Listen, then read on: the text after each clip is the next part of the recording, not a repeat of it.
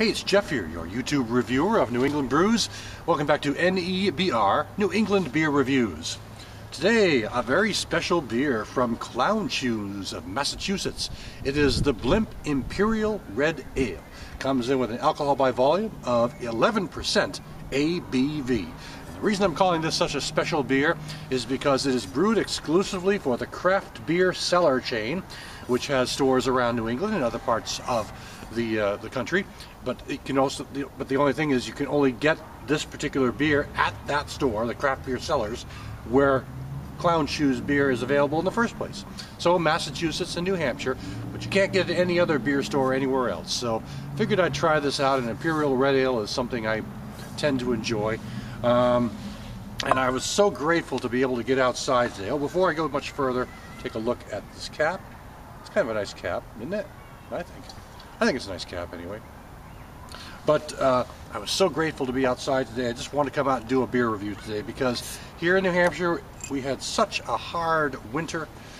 January, February, and March were just cold and snowy, and spring got here. It was snowing on the first day of spring, and we're about 2 weeks into spring now here in April, and finally temperature hitting 60 degrees today, and the sun is out and the snow is melting, and I'm in a good mood. So let's do a beer review. How's that sound? Some incentive for me. So giving it a pour. I'm very interested in trying this 11% ABV red ale from Clown Shoes.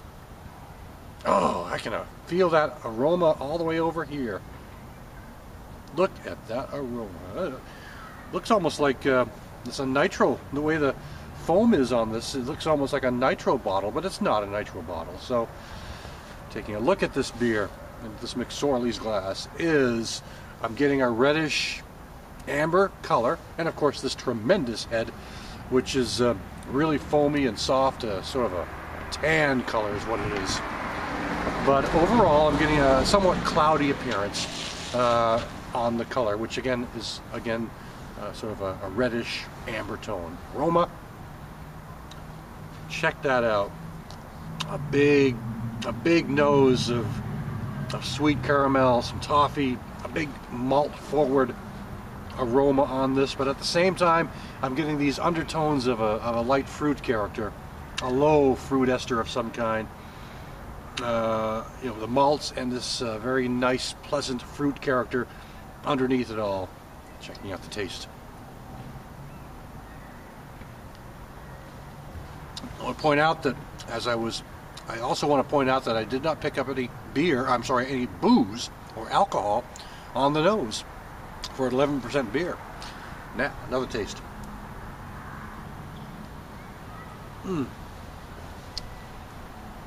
Again, a real nice malt forward character on this beer.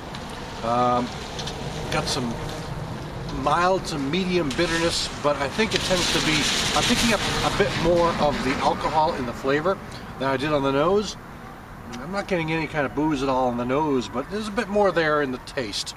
But again, this roasty malt character that has this kind of mild undercurrent of fruit.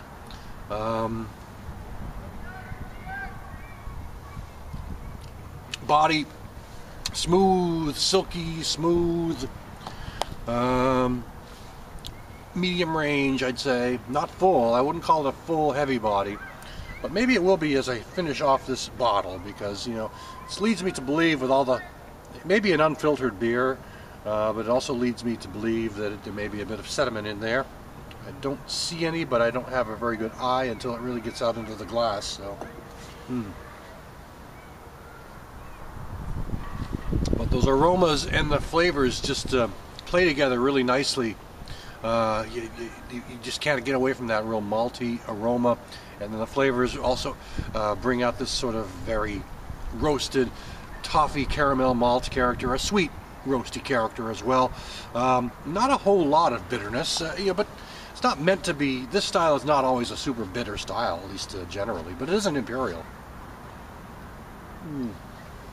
But there's a kind of a balanced bitterness going on here, and I can't put my finger on any type of hop character, like a grassy or a citrus or an earthy or a, floral or something like that, other than to say that there's a mild bitterness that's wrapped into the beer, along with this real malt-forward character and this sort of undercurrent of a kind of fruit, more of a meaty fruit.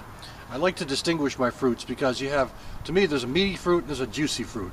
The juicy fruit to me is more along the lines of like a grape or berry, and I'm picking up more of a grape character. And it's one thing I forgot to mention. I did forget to mention this, and as I started this out, is that if you look closely at this, this is aged in Chardonnay barrels. I suppose that would have been nice for me to mention at the beginning. Sorry about that, but maybe that's why I'm picking up this fruity grape kind of character, because Chardonnay, I mean, that's what, you know, it's aged in Chardonnay barrels. Well, it's a nice beer, and it's 11%. I'm picking up a touch of booze in the flavor. It's not anything that's overpowering. It is something that probably would age well because of its high ABV and this and it's already been aged in the barrels. So, and it probably would mellow out somewhat if I aged it a bit. But this is also very good fresh. It's very good fresh. So I'm quite happy with it. I'm glad I can find this one around here. A lot of people won't be able to find this one anywhere. So this is from Clown Shoes, and this is their Blimp Imperial Red Ale, aged in Chardonnay barrels. Thanks for stopping by. I'll catch you again next time.